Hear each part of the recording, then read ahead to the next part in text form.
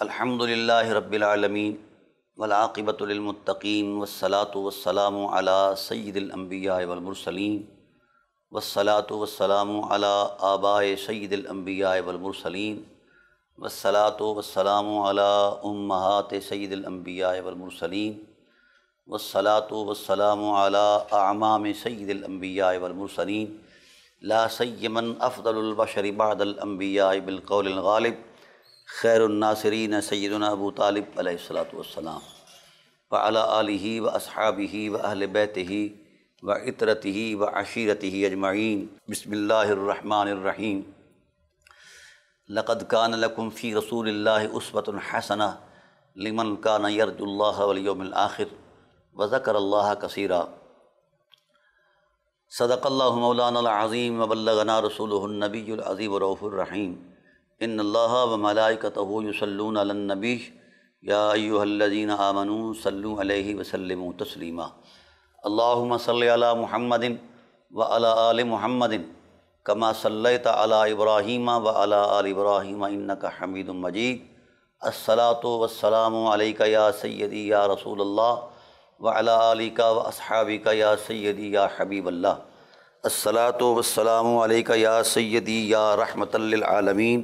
وعلی آلک واصحابک یا سیدی یا شفیع المذنبین۔ الصلاۃ والسلام علیک یا سیدی یا خیر خلق اللہ وعلی آلک واصحابک یا سیدی یا حبیب اللہ۔ حمد و صلاۃ کے بعد انتہائی واجب القدر حاضرین و ناظرین، بحمد اللہ تعالی ہماری سلسلہ وار گفتگو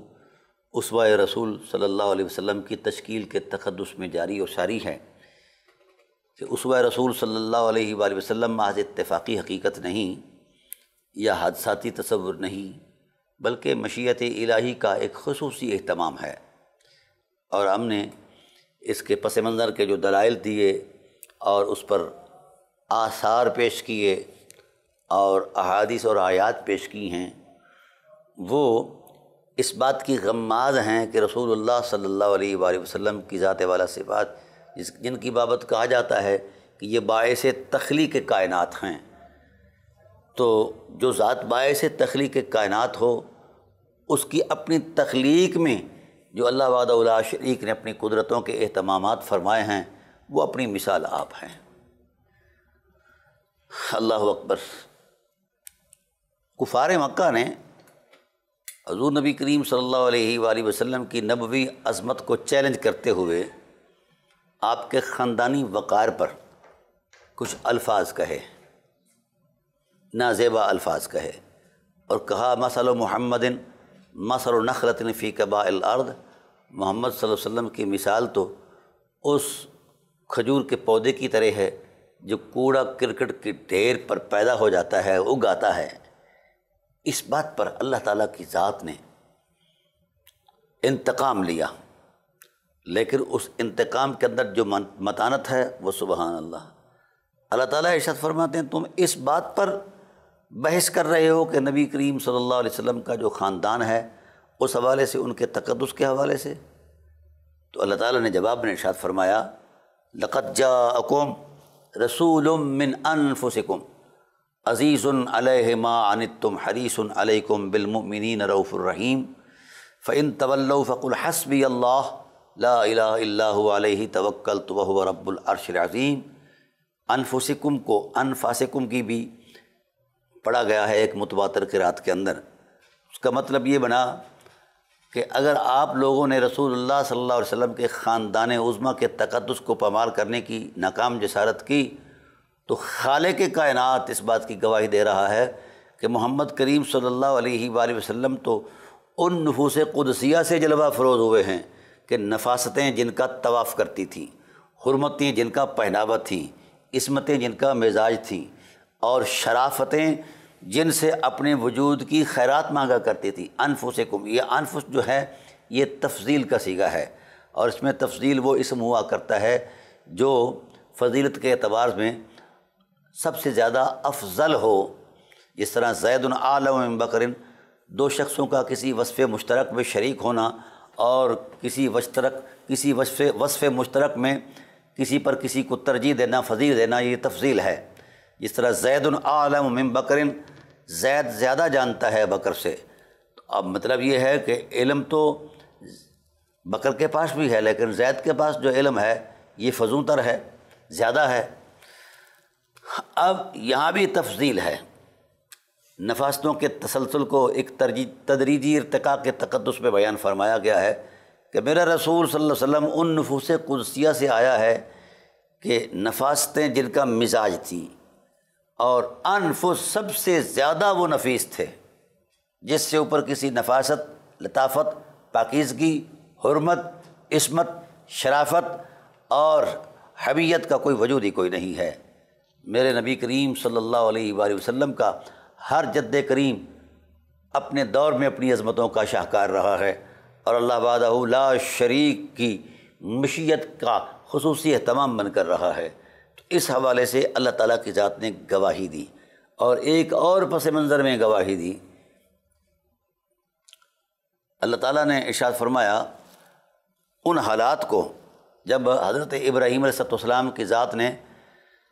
کعبۃ اللہ کی تعمیر فرمائی،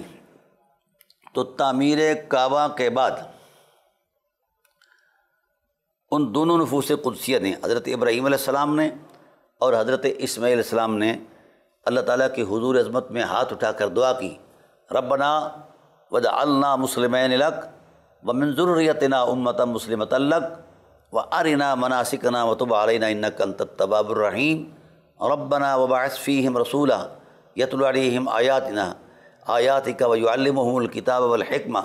ویزکیہم انک انت العزیز الحکیم۔ یہ رسول اللہ صلی اللہ علیہ وآلہ وسلم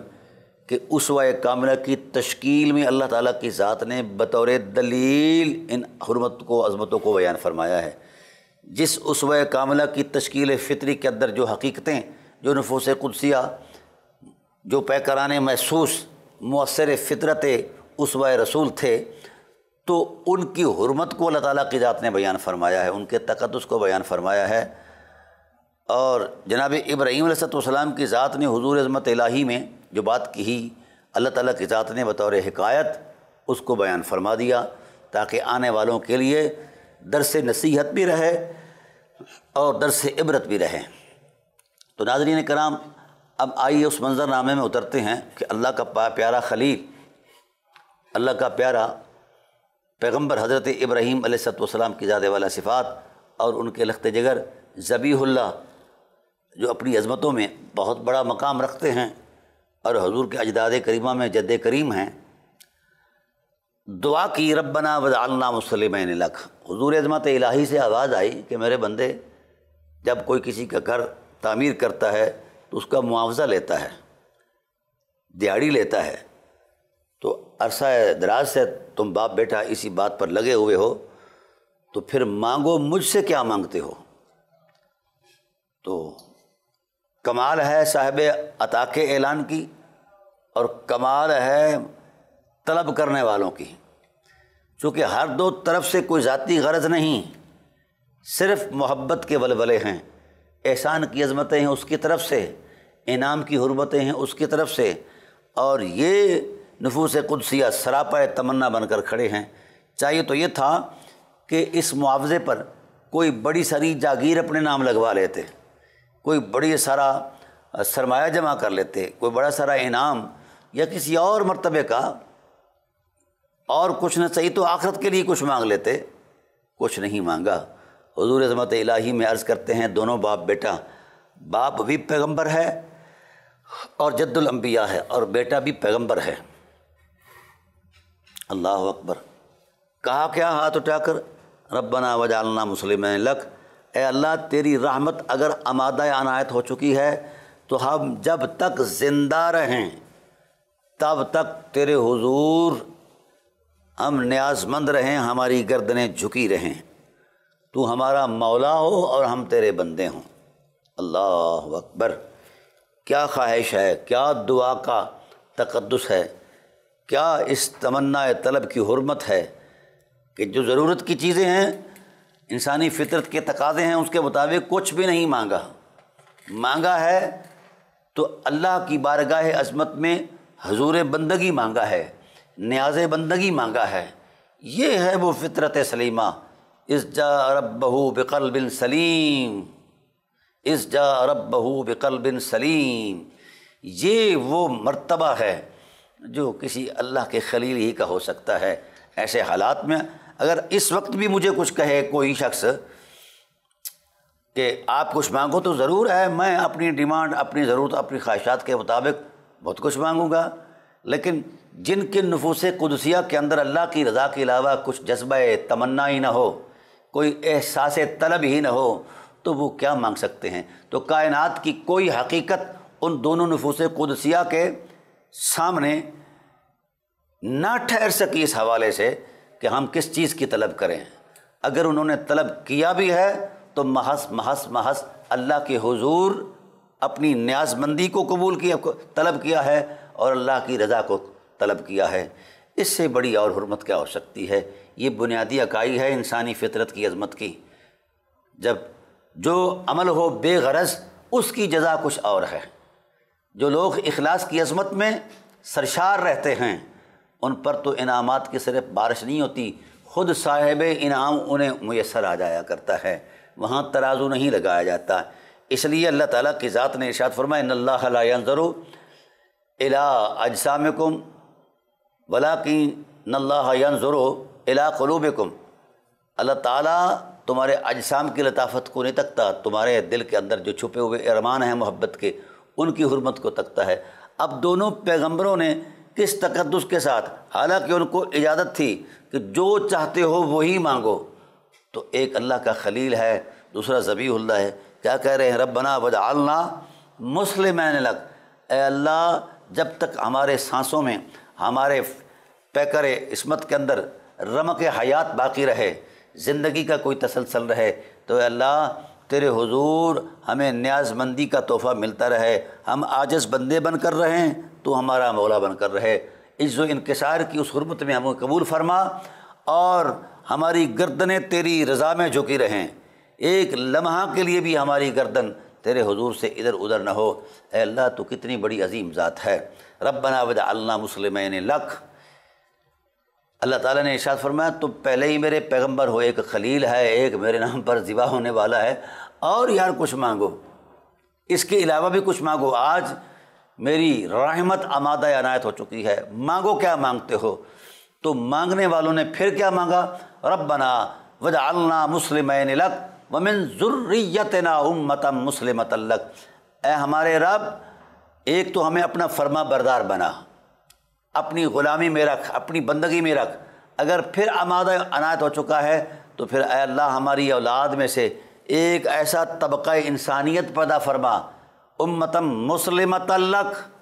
وہ بھی مسلسل تیری رضا کے نور کے سامنے سجدہ ریز رہے اور ڈھلا رہے، اور وہ گردن جھکائے رکھیں، ان کے دل کے احساسوں میں صرف تیری چاہت ہو، ان کی زندگی کے تسلسل میں صرف تیرے پیار کا تقاضا ہو، اور ان کی معراج حیات جو ہے وہ صرف تیرا قرب ہو، اور تیرے ہو کر رہیں تو ان کا ہو کر رہے، وہ تیری تسبیح کرتے رہیں تو ان پر رحمت نازل فرماتا رہا۔ اور اس آیت کریمہ مسلمۃ لک ربنا وجعلنا مسلمین لک ومن ذریتنا امۃ مسلمۃ لک کے معنی اور تفسیر میں جن لوگوں نے کوشش کی ہے کہ اے مسلمۃ لک کا معنی کیا کریں، تو بہت سارے مفسرین، سینکڑوں مفسرین اہل سنت کے، وہ لکھے ہیں اے لیستمر الاسلام، اے اللہ وہ طبقہ انسانیت اس قدر بلند و بالا ہو کہ ان کا مزاج اسلام کے نور میں ڈھلا ہوا ہو، اے لیستمر الاسلام، یعنی مسلسل ان کا طرز زندگی اسلام پر رہے۔ حالانکہ ابھی رحمت عالم صلی اللہ علیہ وسلم تشریف لائے نہیں، جس کے آپ بانی ہیں، ویسے یہ بات ذہن میں رہے کہ ہر نبی نے اسلام کی دعوت دی ہے، کوئی نئے مذہب کی دعوت نہیں دی، آدم علیہ السلام سے لے کر حضرت عیسیٰ علیہ السلام تک۔ لیکن چونکہ اب اپنے دور میں حالات اور جغرافی کے تقاضے ہوتے تھے، ٹائٹل اور دے دی جاتا۔ بہرحال اے لیستمر علیہ السلام، یعنی اے اللہ وہ مسلسل پورے استمرار کے ساتھ تیرے دین پر قائم رہیں، جس زمانے میں تیرے دین کی جو بھی شخصیت و اہمیت و حالات ہوں، صورت ہو، اے اللہ وہ طبقہ انسانیت مسلسل تیرے دین کے نور میں ڈلا رہے، تیری مشیت کے سرور میں ڈلا رہے، تیری پیار اور چاہتوں کی حرمت میں ڈلا رہے۔ اے اللہ ان کے من کے اندر صرف تیری ذات ہو، ان کا من سلامتی والا ہو۔ سلامتی مجھ سے مثال جو اہل عرفان ہیں وہ یہ لکھتے ہیں، اہل عرفان یہ کہتے ہیں کہ دل کی سلامتی یہ ہے کہ جب دل اللہ کی رضا سے بھر جائے اور پھر اس دل میں کوئی اور احساس نہ در آ سکے تو پھر سمجھو کہ اس کا دل سلامتی والا ہے۔ اور قرآن پاک کے اندر یہ واجب اللہ من ات اللہ بقلب سلیم، اللہ نے کسی دل کی حرمت کو بیان کرتے ہوئے فرمائی یہ قلب سلیم ہے، کیونکہ اس دل کی وسعتوں کی کائنات کے اندر ذات حق کی محبت اور رضا کے علاوہ کوئی احساس ہی موجود نہیں ہے۔ اے اللہ ایسا طبقہ انسانیت ہو جس کے تن میں بھی تیری رحمت کے جلوے ہوں اور من کے اندر بھی تیرے پیار کے احساس ہوں، اس کے علاوہ کچھ نہ ہو، اور وہ مسلسل رہے۔ یہ طبقہ انسانیت لمحہ کے لیے صرف اپنی بزرگی دکھانے نہ آئے، بلکہ وہ ہمیشہ پورے تسلسل کے ساتھ تیری حرمت کے ساتھ، تیری ذات کے ساتھ، تیرے پیار کے ساتھ، تیری چاہت کے ساتھ وابستہ رہیں۔ تو پروردگار عالم یہ لوگ جب اس مرتبے تک پہنچیں، وہ وقت آئے کہ جب انہیں معراج مل جائے تیری رضا کی، جب انہیں تیرے قرب اور تیری طرف سے سلامتیوں کے نور کی حرمتوں کا ایک وافر حصہ مل جائے، وہ ڈلے رہیں تیری بارگاہ میں، وہ جھکے رہیں تیرے حضور، وہ تیری رضا کے علاوہ سانس بھی نہ لیں، تو ان کے مزاج اور ان کی خلقت اور خلق کے اندر اے اللہ صرف تیرا پیار ہو اور کچھ نہ ہو، تو پھر جس وقت وہ اس عظمت میں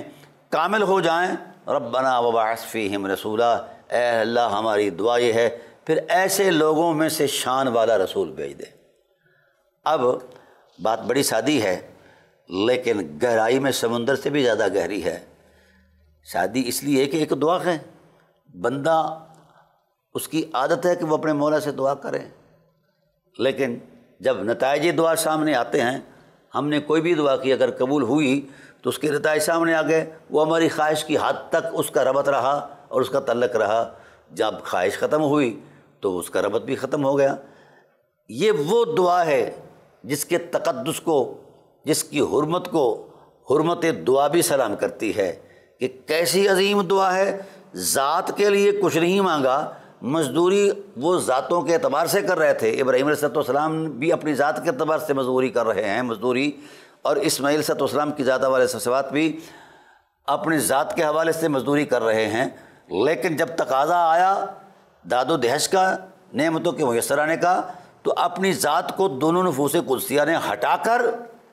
ایک اور حقیقت کی طرف توجہ دلوائی، اور وہ کیا تھا؟ ربنا وجعلنا مسلمین لک ومن ذریتنا امۃ مسلمۃ لک، اے اللہ ہماری اولاد میں سے ایک ایسا گروہ انسانیت پیدا فرما جو مسلسل اسلام پر قائم رہے۔ اگلی بات بڑی خوبصورت ہے، جس وقت وہ مرتبہ کمال تک پہنچیں اور رضائے الہی کی معراج کو جا پہنچیں تو وبعث فیہم رسولا، اے اللہ پھر ان میں شان والا رسول بھیج دے۔ اس خوبصورت دعا کی کائنات کے اندر کوئی مثال ہو سکتی ہے؟ ناظرین کرام ہرگز نہیں ہو سکتی۔ اور پھر یہ بھی ارشاد کا عرض کیا کہ پروردگار عالم وہ آ کر صرف ظہور پذیر نہ ہو، یعلمہم الکتاب والحکمہ ویزکیہم انک انت العزیز الحکیم، جس وقت وہ تیری مخلوق میں اترے تو ان کو کتاب الہی کی تعلیم کے نور سے بھر دے، والحکمہ اور دانائی، شعور اور حسن زندگی اور کمال بندگی کی حرمت سے آشنا کر دے، اور پھر وہ اس قدر کامل ہوں کہ یزکیہم ویعلمہم الکتاب والحکمہ، تعلیم کتاب بھی دے اور تعلیم حکمت بھی دے۔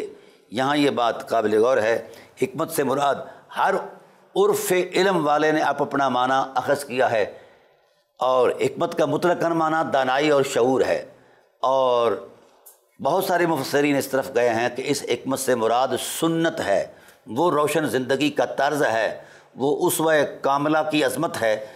جو اتنی روشنی رکھتی ہو کہ کائنات کو اپنے اس رویے کی حرمت سے روشن کر دے اور پھر کبھی اندھیرا نہ آ پائے۔ تو ناظرین کرام، اب اس اعتبار سے بڑی خوبصورت بات کہی کہ اے اللہ ان کو وہ تعلیم کتاب دے اور تعلیم حکمت دے۔ اور بہت سارے جو فقہاء مفسرین ہیں انہوں نے اس بات سے نقاب کشائی کرتے ہوئے یہ کہا ہے کہ حکمت سے مراد سنت ہے، اور ظاہر ہے سنت کا اصل مبدا جو ہے وہ پیکر نبوت ہے، اور پیکر نبوت جو ہے وہ صاحب اسوہ ہے۔ تو گویا کتاب الہی کی تعلیم بھی بنیادی عظمت ہے، اور تعلیم کتاب کے علاوہ تعلیم سنت جو ہے وہ بھی ایک عظمت ہے اور بنیادی حقیقت ہے، کیونکہ جتنی بھی کتاب اللہ کی تعلیمات ہیں جب تک کہ رسول اللہ صلی اللہ علیہ وسلم کی عملی تسلسل سے نہیں گزری تو اس وقت تک ایک علمی تصور تو قائم رہا،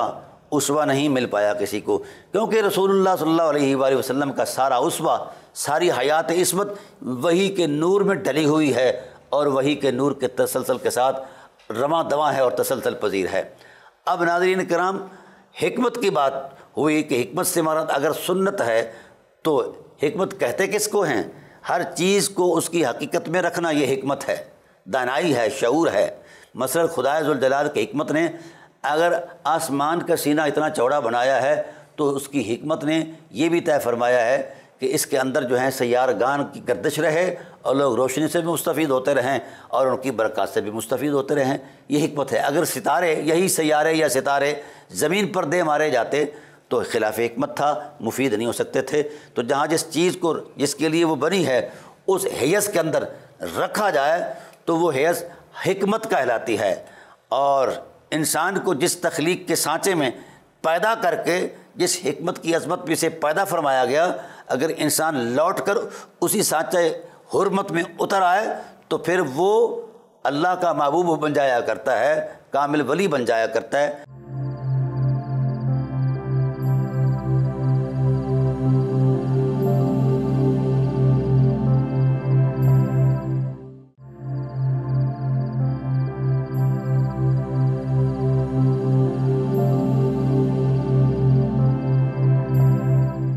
تو جو اپنے مدار سے ہٹ جائے تو وہ خود بھی نقصان میں ہوتا ہے، اور جہاں اس کا ظہور ہوتا ہے اس چیز کو بھی مطلب نقصان دیتا ہے۔ اب حکمت میں سنت کی روشنی کو جب فقہائے کرام نے ٹریس آؤٹ کیا، معلوم کیا اور اس کا تصور دیا کہ حکمت سے مراد سنت ہے، تو ظاہر ہے سید عالم صلی اللہ علیہ وسلم کا نبوی منصب ہے کہ آپ علم بھی دیں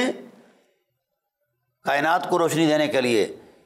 اور سینوں کو جلا بخشنے کے لیے، خیال کو پاکیزگیاں دینے کے لیے آپ علم بھی دیں، اور اس علم کے تقدس کو مد نظر رکھ کر عمل بھی دیں، یعنی سنت کی وہ حقیقت جو انسانی فطرت کو معراج بخشے،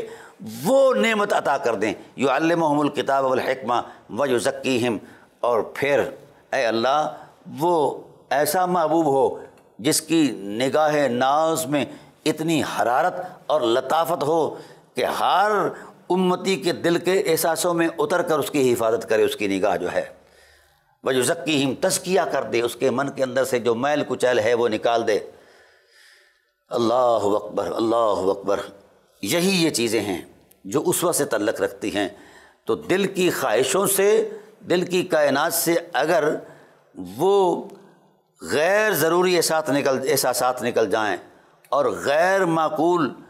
خیالات نکل جائیں، دل پاکیزہ ہو جائے، اور دل کی پاکیزگی کا نام ہی عظمت انسانیت ہے۔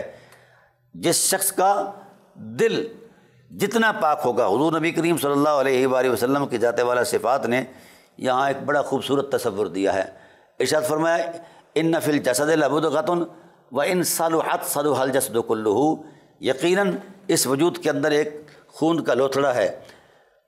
جمع ہوا خون ہے، مضغہ ہے۔ اگر یہ لوتھڑا صحیح ہے تو سارا جسم صحیح ہے، اور اگر یہ لوتھڑا صحیح نہیں تو جسم کی کوئی حقیقت صحیح نہیں ہے۔ اور حضور نبی کریم صلی اللہ علیہ وسلم نے دل کی طرف اشارہ فرمایا ہاں ہونا،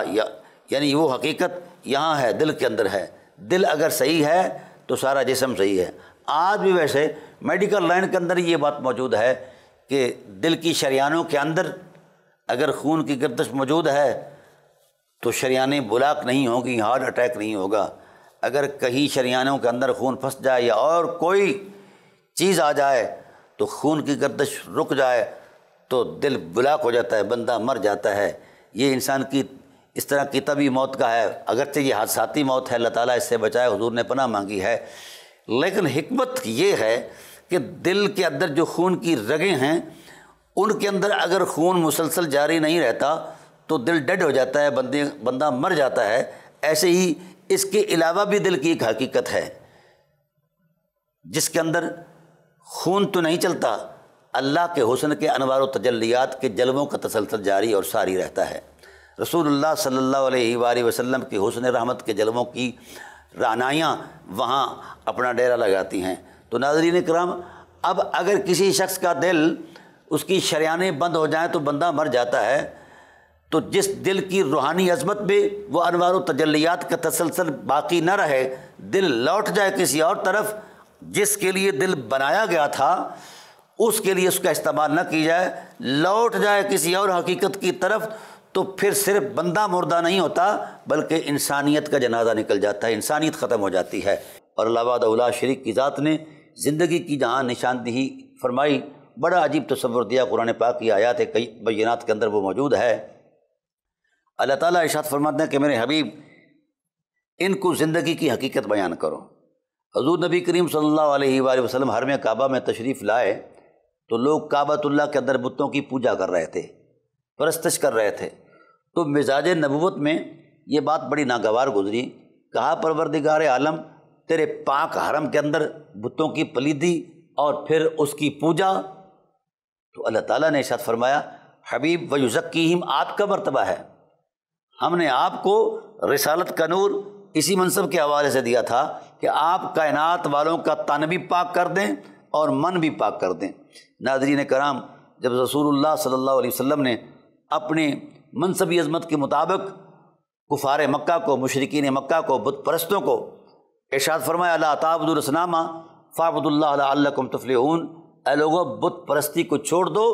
اللہ کے حضور جھک جاؤ، یہی فلاح ہے، یہی نجات ہے۔ اب کفار مکہ چونکہ رسیہ تھے، بت پرستی کے خدا آشنا تھے ہی نہیں، تو انہوں نے نبی کریم صلی اللہ علیہ وسلم کی بات کو سننا گوارا نہ کیا، اٹھے، منہ موڑ کر بھاگ گئے، دوڑ گئے اور چلے گئے۔ یہ بات مزید ناگوار گزری قلب نبوت پر۔ کہا پروردگار عالم، کیا لا الہ الا اللہ حق نہیں؟ فرمایا تیری چاہتوں کی قسم یہ سب سے بڑا حق ہے اور پہلا حق ہے۔ کہا پروردگار عالم، کیا محمد رسول اللہ سچ نہیں؟ فرمایا مجھے اپنے جلوہ حسن لطافت کی قسم سب سے بڑا سچ ہی محمد صلی اللہ علیہ وسلم ہے۔ تو اے اللہ، جب لا الہ الا اللہ حق ہے اور محمد رسول اللہ سچ ہے تو پھر اتنے حق اور سچ کو سننا ہی گوارا نہیں کیا ان لوگوں نے؟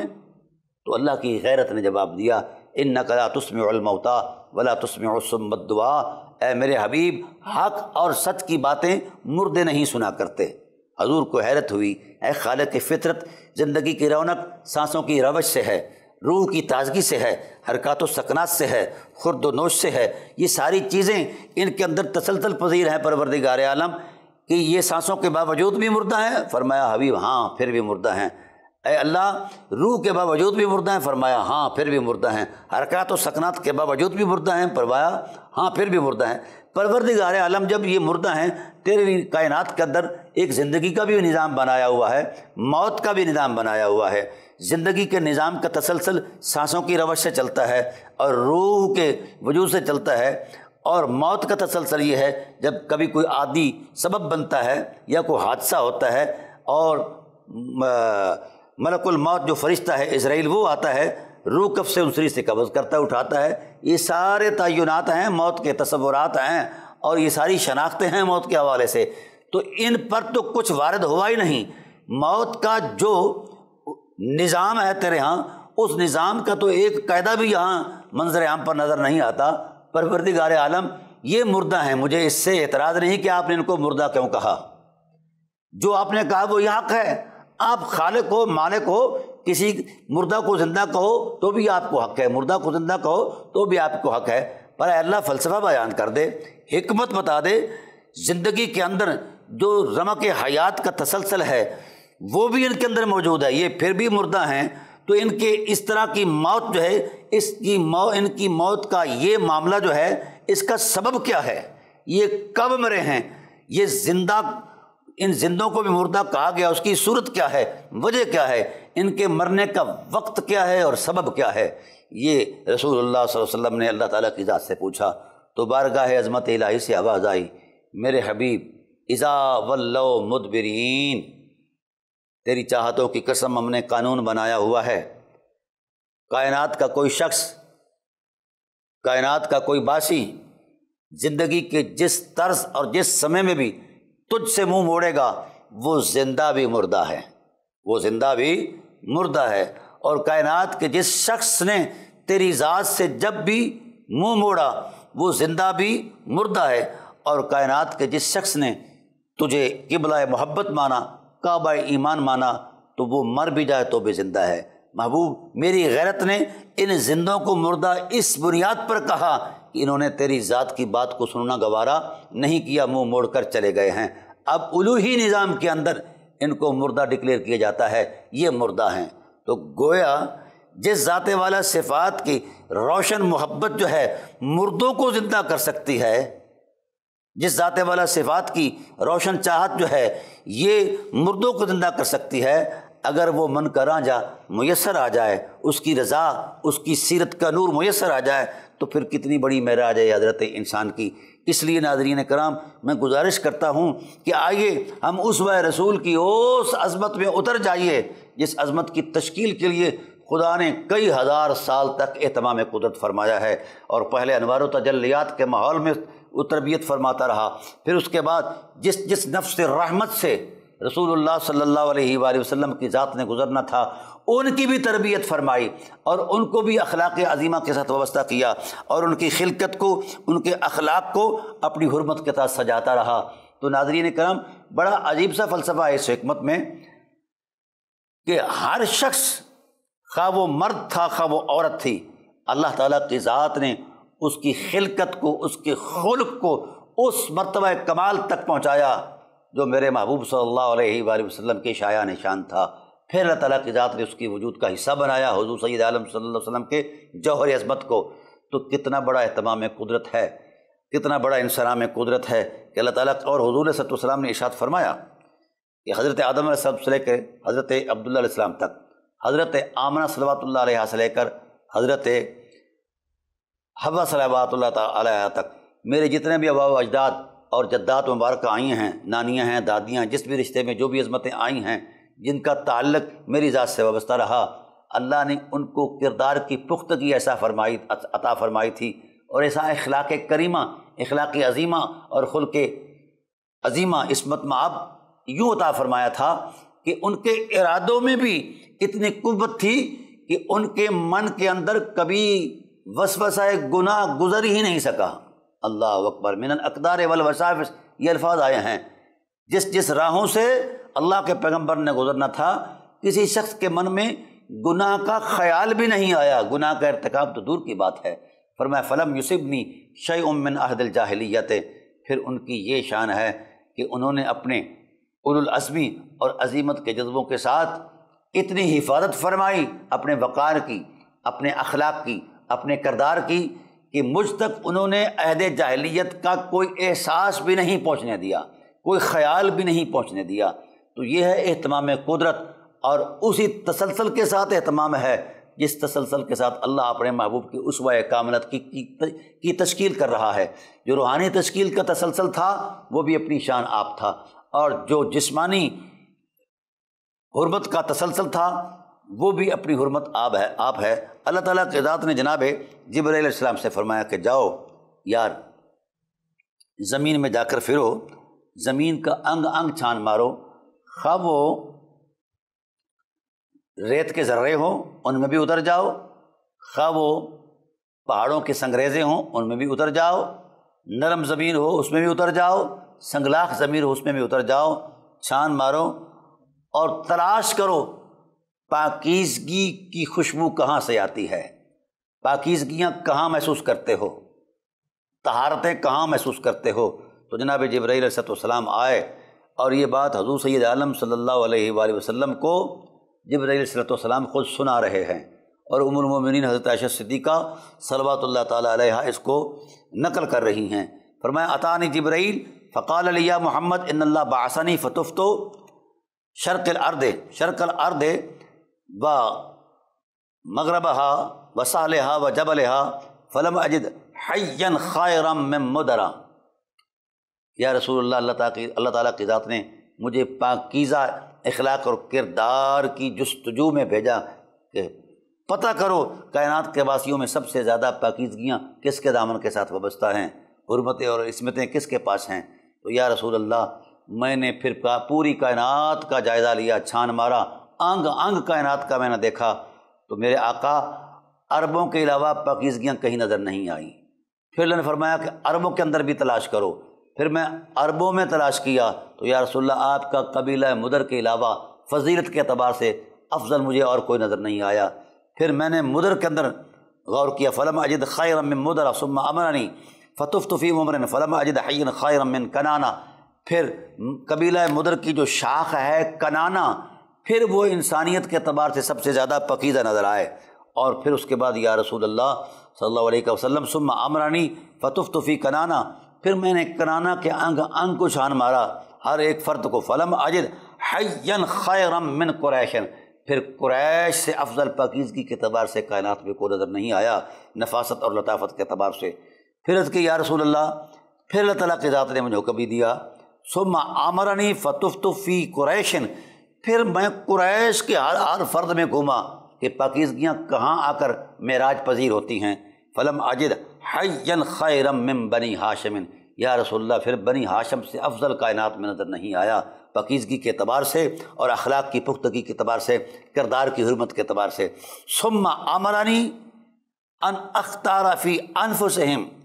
پھر مجھے اللہ تعالیٰ کی ذات نے حکم دیا کہ میں ایک ایک بنی ہاشم کے ایک ایک فرد میں جھانکوں، کس فرد کے اندر بلائی، عظمت، پاک دامنی، عفت اور عصمت کی فراوانی نظر آتی ہے۔ تو پھر یا رسول اللہ فلم اجد نفسا خیرا من نفسک، پھر یا رسول اللہ بنی ہاشم کے اندر آپ کی ذات سے ہٹ کر کوئی کائنات میں پاکیزہ نظر نہیں آیا۔ آپ کی ذات پاکیزگیوں کی وہ انتہا ہے جس سے آگے کسی پاکیزگی کا تصور ہی کوئی نہیں ہے۔ تو کریم آقا علیہ السلام نے ارشاد فرمایا، اے میرے اصحاب سنو، انا خیرکم نفسا، میں ذات کے اعتبار سے بھی تم سے افضل ہوں، کیونکہ صاحب خلق عظیم میرا منصب ہے، اور اسوہ حسنہ کا میں پیکر ہوں، اور وما آتاکم الرسول وما نہاکم عنہ فانتہوا کا میں پیغام ہوں، اور اطیع اللہ اطیع الرسول کی میں حرمت ہوں۔ اے میرے اصحاب سنو، انا خیرکم نفسا، میں ذات کے اعتبار سے بھی سب سے افضل ہوں، وانا خیرکم ابا، اور میں باپ کے اعتبار سے بھی سب سے افضل ہوں۔ تو ناظرین کرام، یہ وہ فضیلتیں ہیں جس کا تعلق کردار سے ہے، جس کا تعلق اخلاق سے ہے، جس کا تعلق نفاست سے ہے، جس کا تعلق لطافت سے ہے، جس کا تعلق حرمت سے ہے، جس کا تعلق حمیت سے ہے، جس کا تعلق وقار سے ہے، جس کا تعلق تمکنت سے ہے، جس کا تعلق تقدس سے ہے۔ تو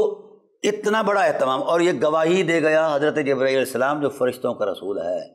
کہ پاکی، عفت، عصمت، شرافت، حرمت میں جو سب سے افضل نفوس قدسیہ ہیں وہ رسول اللہ صلی اللہ علیہ وآلہ وسلم کا خاندان عظمیٰ ہیں۔ یہ اہتمام ہو رہا ہے اسوہ رسول کی تشکیل میں کہ جس اسوے کا فطری اعتبار سے پس منظر اس شان کا ہو، جب وہ صاحب اسوہ ظہور فرمائیں گے تو اس کے اسوے میں کتنا بڑا کمال ہوگا، کتنی بڑی شرافت ہوگی، کتنی بڑی لطافت ہوگی، کتنا بڑا وقار ہوگا۔ تو وقت کے دامن میں اگرچہ اتنی گنجائش نہیں کہ میں پوری تفصیلات کے ساتھ اس حدیث کا احاطہ کر پاؤں، اسی تسلسل کو اللہ وحدہ لا شریک نے یہ ارشاد فرمایا ہے۔ میں ایک جملہ عرض کرتا ہوں، جناب ابراہیم علیہ السلام کی ذات جب باہر آئے گھر سے تو لوگوں کو دیکھا بت پرستی کر رہے ہیں۔ غیرت خلیل نے جلال میں آ کر کہا، خبردار، وَإِذْ قَالَ إِبْرَاهِيمُ لِأَبِيهِ وَقَوْمِهِ إِنَّنِي بَرَاءٌ مِّمَّا تَعْبُدُونَ، میں نفرت کا اظہار کرتا ہوں بتوں سے بھی اور بت پرستوں سے بھی۔ اب یہ بہت بڑا اعلان تھا اس سوسائٹی کے اندر، اس سماج کے اندر، اور بہت بڑا مواخذہ تھا اس حوالے سے، لیکن چونکہ اللہ کا خلیل جو ہے وہ ان کے من میں سوائے ذات حق کے اور کچھ تھا ہی نہیں، اس لیے کسی چیز کو درخور اعتنا ہی نہیں رکھا، کسی پر توجہ نہیں کی کہ اس کا مزاحمت کیا ہوگی اور میرے ساتھ مد مقابل کیا رویہ اختیار کیا جائے گا، کیونکہ اللہ کے وہ خلیل تھے، اللہ کے علاوہ انہیں کچھ نظر نہیں آیا۔ نفرت کا اظہار کرتے ہوئے کہا اذ قال ابراہیم لابی وقومی اننی براء مما تعبدون الا الذی فطرنی فانہ سیہدین، میں تو اسی ذات کی عبادت کروں گا جس نے مجھے وجود بخشا ہے اور وہ مجھے راہ ہدایت عطا فرما رہا ہے۔ اب اتنی بات کہی، یہ بات تو بڑی سادی سی تھی، لیکن کہنے میں جو فرط جذبات سے اللہ وحدہ لا شریک کی بارگاہ میں اتنے قبول ہوئے کہ وحدہ لا شریک نے فرمایا وَجَعَلَهَا كَلِمَةً بَاقِيَةً فِي عَقْبِهِ لَعَلَّهُمْ يَرْجِعُونَ، اللہ تعالیٰ نے ارشاد فرمایا اے میرے پاک پیغمبر، میں اس طرح وجدان و کیفیت سے بھرے ہوئے احساس کو صرف لفظ نہیں رہنے دوں گا، بلکہ تیری محبت کے تسلسل کو جاری رکھوں گا، اور تیری اولاد در اولاد ہر ایک کے لیے ہر ایک کا خمیر اپنی توحید کا نور بنا دوں گا۔ میری توحید کا نور تیری اولاد کے خمیر کا نور ہوگا، ہم نے ان کے خمیر کو لا الہ الا اللہ پر تشکیل دینا ہے، اور تیرے بیٹوں میں سے، تیری اولاد میں سے بالخصوص جن کی آپ نے تمنا کی ہے وَجَعَلْنَا مُسْلِمَيْنِ لَكَ وَمِن ذُرِّيَّتِنَا أُمَّةً مُسْلِمَةً لَكَ، اے اللہ وہ طبقہ انسانیت جو سلامت رہے بت پرستی کی پلیدی سے، وہ طبقہ انسانیت جو تیری محبت میں سرشار رہے اور جھکا رہے، وہ طبقہ انسانیت جس کے من کی کائنات میں تیرے پیار کے علاوہ، تیری چاہتوں کے علاوہ اور کچھ نہ ہو، اے اللہ وہ طبقہ انسانیت اس طرح تسلسل پذیر فرما تا کہ تیرے محبوب کے تشریف لانے کا وقت آ جائے اور تیرا محبوب صلی اللہ علیہ وآلہ وسلم ان میں تشریف فرما ہو جائے۔ تو اب اس حوالے سے اللہ نے اس وعدہ عظمت کو سامنے رکھ کر فرمایا وَجَعَلَهَا كَلِمَةً بَاقِيَةً فِي عَقْبِهِ لَعَلَّهُمْ يَرْجِعُونَ، اللہ وحدہ لا شریک نے حضرت ابراہیم علیہ السلام کا جو جذباتی جملہ تھا لا الہ الا اللہ لا الہ الا اللہ، اس جملے کی تعبیر، تمثیل اور اس جملے کی تاثیر کو اللہ نے ابراہیم علیہ السلام کے خاندان کا خمیر بنایا ہے، اور بالخصوص وہ لوگ جو حضور سید عالم صلی اللہ علیہ وآلہ وسلم کے آباء و اجداد قرار پائے ہیں۔ تو ناظرین کرام، اب اس اعتبار سے اب ہم نے اہتمام قدرت کا وہ جائزہ لینا ہے کہ حضور سید عالم صلی اللہ علیہ وآلہ وسلم کا جو اسوہ کاملہ علی الاطلاق جاری فرمایا گیا اور اس کی دعوت دی گئی، حکم دیا گیا، اور پھر اس پر نتیجہ بھی بیان کیا گیا کہ جو اسوہ رسول میں اتر جاتا ہے اللہ تعالیٰ اس کی دنیا بھی سنوار دیتا ہے اور اس کی آخرت بھی سنوار دیتا ہے۔ تو اس لیے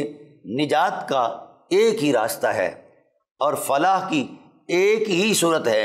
کہ اس وقت پوری انسانیت اسوہ رسول میں ڈل جائے تو یہ کائنات بھی روشن محسوس ہوگی، اور جب ہم قبر کی دنیا میں جائیں گے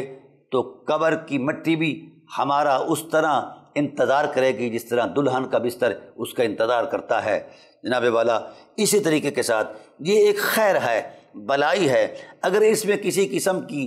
کوئی آمیزش ہوتی